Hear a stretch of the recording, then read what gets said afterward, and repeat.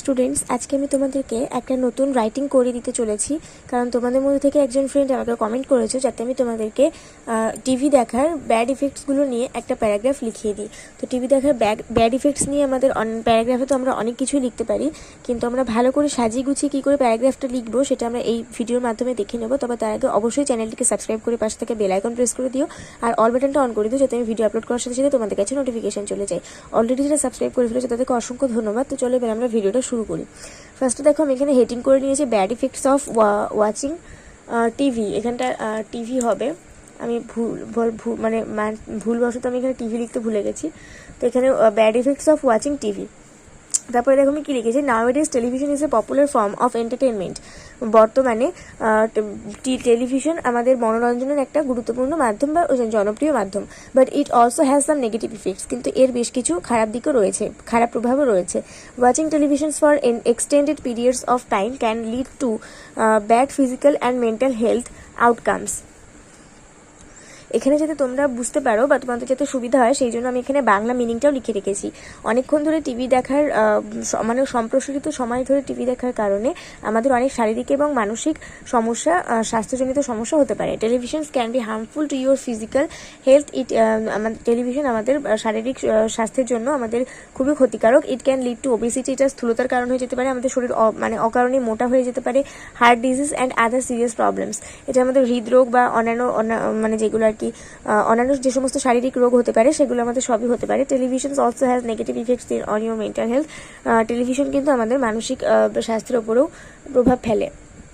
তারপরে প্যারা চেঞ্জ করে লিখেছি, watching television can increase your stress levels and make your more anxious or depressed.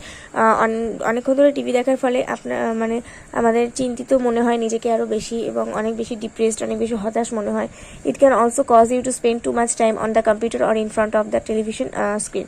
Television স্ক্রিনের সামনে বা কম্পিউটারের সামনে আমাদেরকে অনেকক্ষণ ধরে বসিয়ে রাখতে বাধ্য করে আমাদের এই television. Finally I would like to say that fix a time to watch and জাজ yourself that what harms আস।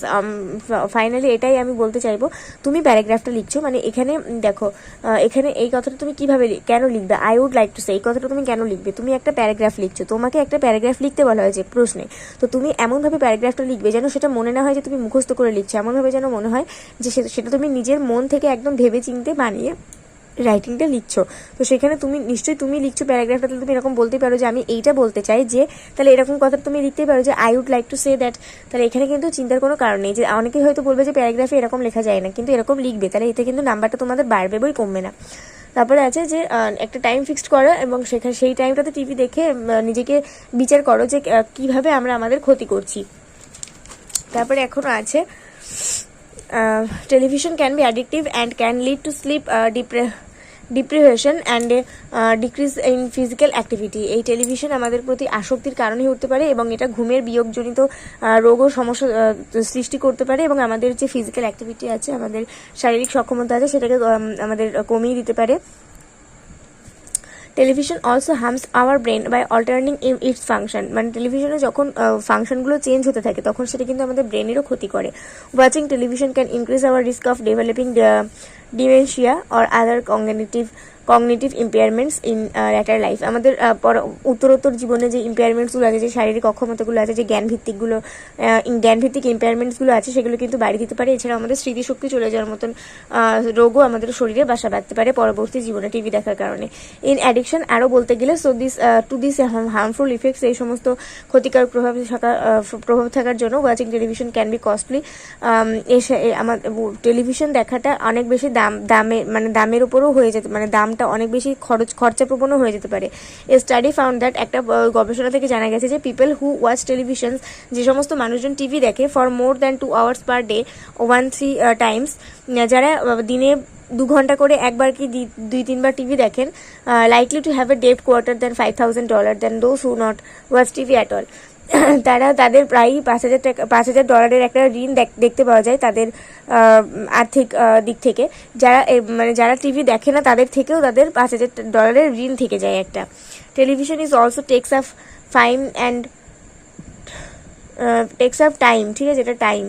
আমাদের অনেক সময়ও নিয়ে নেয় television, that could be spend doing something else productive. আমরা হয়তো সেই টাইমটা, যে টাইমটাতে আমরা টিভি দেখছি, সেই টাইমটাতে হয়তো আমরা একটা ভালো একটা জিনিস তৈরি করতে পারতাম, like working or spending time with family and friends. আমরা কাজ করতে পারতাম একটা ভালো, অথবা আমাদের পরিবার বা বন্ধু বান্ধবের সাথে সময়টা কাটাতে পারতাম।